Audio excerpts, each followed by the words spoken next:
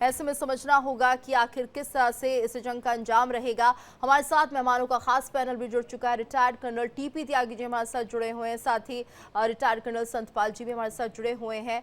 दोनों defence expert हैं। आप दोनों का बहुत बहुत स्वागत है इंडिया डेली पर। और सवाल यही है कि आखिर ये जंग किस अंजाम तक पहुंचेगी। त्यागी सर, सबसे पहले हम आपसे समझना चाहेंगे, जो ईरान और इसराइल के बीच जंग की शुरुआत हो चुकी है, इसका एस्केलेशन कहां तक पहुंचेगा?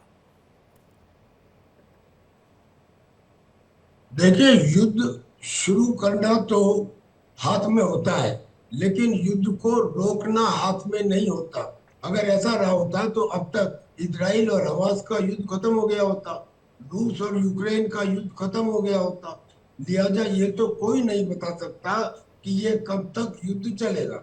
लेकिन हाँ, इतना एक अंदाजा लगाया जा सकता है कि इजराइल ने इनिशियल प्लानिंग में करीब 2 हफ्ते तक इस युद्ध को चलाने के बारे में प्लानिंग की है।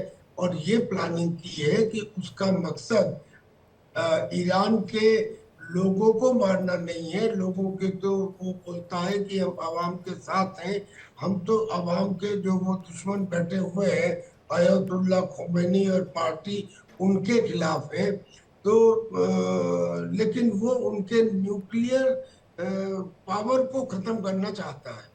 उस सिलसिले में जो उसने पहला अटैक किया, उस पहले अटैक में काफी कामयाबी पाई। उससे पहले भी जब इजराइल ने ईरान पे अटैक किया था, नसरुल्लाह के मारे जाने के बाद ईरान के अटैक के जवाब में उस समय उसने ईरान की बैलिस्टिक मिसाइल में इस्तेमाल होने वाले प्लेनेटरी मिक्सर, जो सॉलिड फ्यूल के लिए इस्तेमाल होता है, उसको तबाह कर दिया था। जो ईरान खुद नहीं बनाता, चाइना से मंगाता है, जिसकी वजह से बैलिस्टिक मिसाइल के प्रोडक्शन के ऊपर एक ब्रेक लग गया था। अब उसने बैलिस्टिक मिसाइल्स के ऊपर हमला किया। एक ट्रक के अंदर बैलिस्टिक मिसाइल थी, पिन पॉइंट एक्यूरेसी से उस ट्रक को उड़ा दिया। जो लॉन्चर साइट थी उसको उड़ा दिया। और नतान और दूसरे जो बेसिस हैं उन पे अटैक किया, खासतौर पे नतान बेस। और नतान बेस में अंडरग्राउंड भी है, ओवरग्राउंड भी है। तो उसने ओवरग्राउंड और अंडरग्राउंड के लिए भी बंकर बस्टिंग बम डाले गए हैं। जानकारी के मुताबिक जो उसमें सेंटर फ्यूज होते हैं, सेंटर फ्यूज क्या होते हैं? ये यूरेनियम के डिफरेंट आइसोटोप्स को डेंसिटी के मुताबिक अलग करते हैं, जिससे प्रोसेस ऑफ एनरिचमेंट कहा जाता है।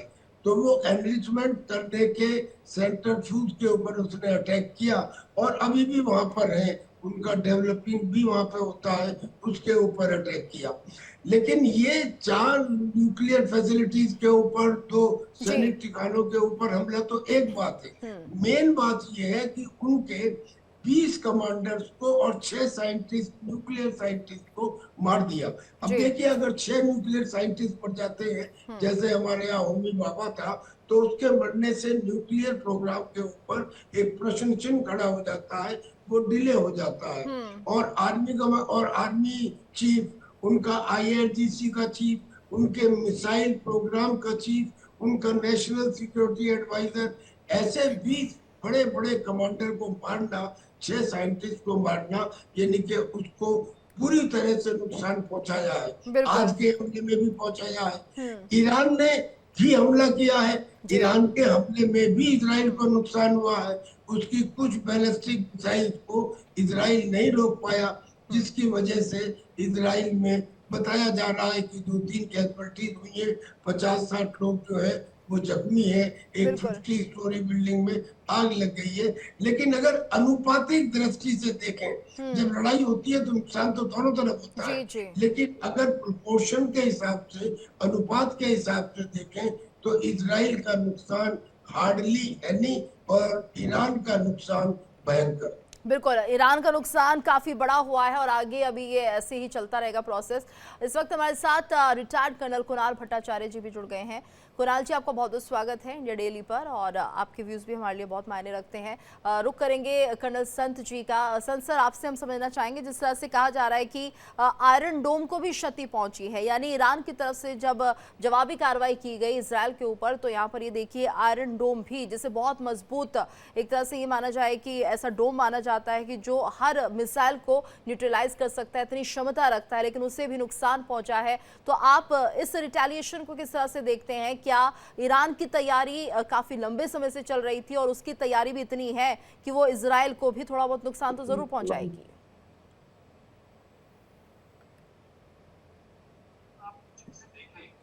हमेशा ईरान ने जो है विश्व में एक धमकी दी, तो यूएस को भी कहा था कि बैलिस्टिक मिसाइल्स मेरे पास है, और ये हमेशा ये एक स्टेटमेंट रहा है उनका वर्ल्ड के फोरम पे, जियो स्ट्रेटेजिक पे और जियो सिक्योरिटी ऑर्डर, नंबर 1।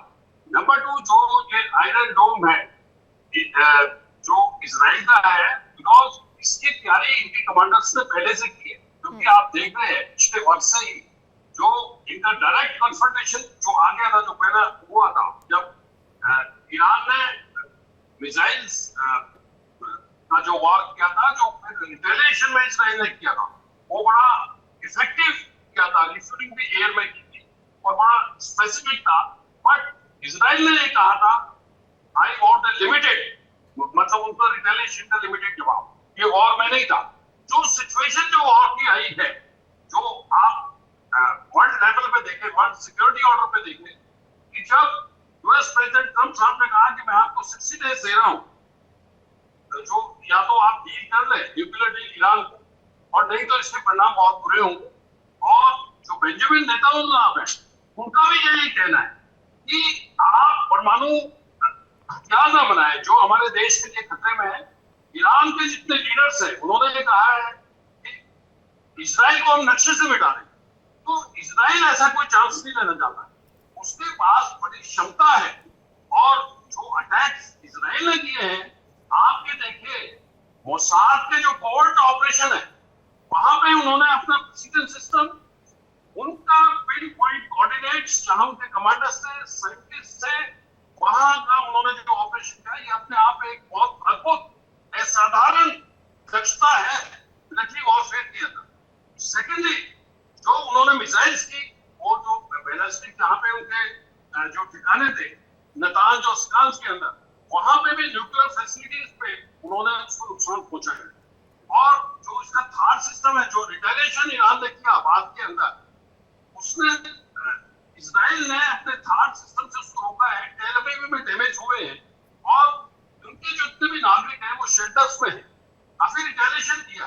और ईरान जो इस तैयारी में भी था, ये कोई आइसोलेशन में नहीं है, ये उन्होंने तैयारी की थी, और ये बड़े मजबूती से इजराइल ने इसको रोका है। और इजराइल ने, जैसा त्यागी साहब ने बताया है, बिल्कुल, जो एज जो ओवर है, विनिंग जो एज है, वो आज एक इजराइल के पास है। जी बिल्कुल बिल्कुल, विनिंग पावर है इजराइल के पास है, और अमेरिका का साथ भी मिल रहा है। कुणाल सर, क्योंकि जिस तरह से हम देख रहे हैं कि बड़ी क्षति तो पहुंची है, क्योंकि 6 साइंटिस्ट और 20 कमांडर्स जो कार्रवाई की गई थी ईरान के खिलाफ इजराइल की तरफ से, उसमें मारे गए हैं, यानी न्यूक्लियर साइट्स को भी निशाना बनाया गया था, और ये डैमेज हुआ है ईरान के लिए। तो कितना बड़ा ये डैमेज आप मानते हैं? क्योंकि जो तैयारी थी ईरान की, वो थी किसी भी तरह से न्यूक्लियर बॉम्ब को डेवलप करना, और उसकी तरफ काफ़ी तेज़ी के साथ आगे बढ़ रहा था, जिसको लेकर अमेरिका ने भी चेताया था और इजराइल ने भी कहा था, लेकिन रुकने का नाम नहीं ले रहा ईरान। और ऐसे में अब क्या माना जाए, कितनी बड़ी क्षति ये है, और क्या ये जो न्यूक्लियर पावर प्रोजेक्ट चल रहा है,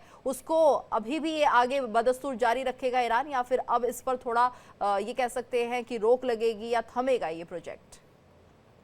एक्चुअली हमें एग्जैक्टली पता नहीं है। हमें पता है जो 6 न्यूक्लियर साइंटिस्ट मारे गए हैं, बट उनका पोजीशन क्या है? Are they the boss of the whole the system of nuclear bomb development? If that is the case, like आपने जो बताया, होमी भाभा मर जाने के बाद इंडिया का बहुत शक लगा, और वो न्यूक्लियर हमारा जो रिसर्च प्रोग्रेस था, वो काफ़ी उसमें दिक्कत आई। Similarly we do not know exactly वो 6 आदमी कौन सा रैंक के थे। तो if they are the bosses, तब तो अभी थोड़ा बहुत ये डिले होगा, इसमें कोई शक नहीं है, क्योंकि आप सबको हमें मालूम है जे ये न्यूक्लियर जो रिसर्च है ये दूसरे देश नहीं देगा, वो खुद को डेवलप करना पड़ेगा। सो वो तो एक बहुत ही एक रिटार्डेड इफेक्ट ईरान के ऊपर है, लेकिन इजराइल एंड बैकएंड में अमेरिका एकदम चाहता है जे ईरान न्यूक्लियर बॉम्ब ना बना पाए। सो इसके लिए that is the main aim of Israel. So उसके लिए तो इजराइल अटैक कर रहा है, और ईरान के अंदर भी वो जुनून लगा हुआ है, जो एकदम determination that we are going to make nuclear attack. So condition बड़ा वोलेटाइल है, and we are looking, but उसके अराउंड वो जो एयर स्पेस बंद हुआ है, एंड देन प्राइस $6 कल बढ़ गया है, कैपिटल फ्लो शिपिंग रूट के ऊपर रिस्ट्रिक्शन डाला हुआ है, ये भी ग्लोबल इकोनॉमी के ऊपर थोड़ा बहुत असर पड़ रहा है। बिल्कुल। और यहाँ पर ये भी समझना ज़रूरी है त्यागी सर कि देखिए ईरान को इतना दबाव में लिया जा रहा है, बार बार अमेरिका चेता रहा है, इजराइल की तरफ से भी लगातार ये कहा जा रहा था कि इस प्रोजेक्ट को बंद किया जाए, न्यूक्लियर पावर हम आपको नहीं बनने देंगे, लेकिन उसके बाद भी ईरान किसी दबाव में नहीं है। क्या इसके पीछे की वजह हो सकती है? आखिर अमेरिका जैसा देश अगर ईरान से बात कर रहा है और उसे भी मानने को तैयार नहीं है ईरान, तो ईरान ने सोचा क्या है, क्या वो देख रहा है भविष्य में?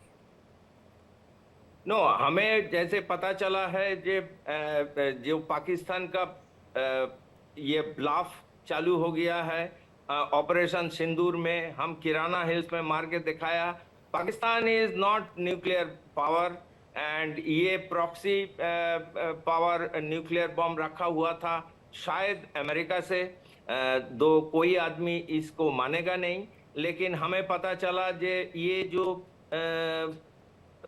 हमारा ये जो all political leaders and army officers of Pakistan वो बोलता रहता है वी आर न्यूक्लियर पावर, ये न्यूक्लियर पावर नहीं है।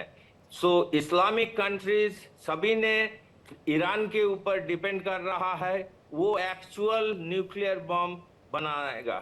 सो दैट इज हाउ वो एक जुनून जैसा हो गया है, मतलब all focus goes to that हमें न्यूक्लियर बॉम्ब बनाना है, तो इसके लिए वो कुछ भी करने के लिए जाने के लिए तैयार है। तो वो एक इम्पोर्टेंट बात। जी बिल्कुल।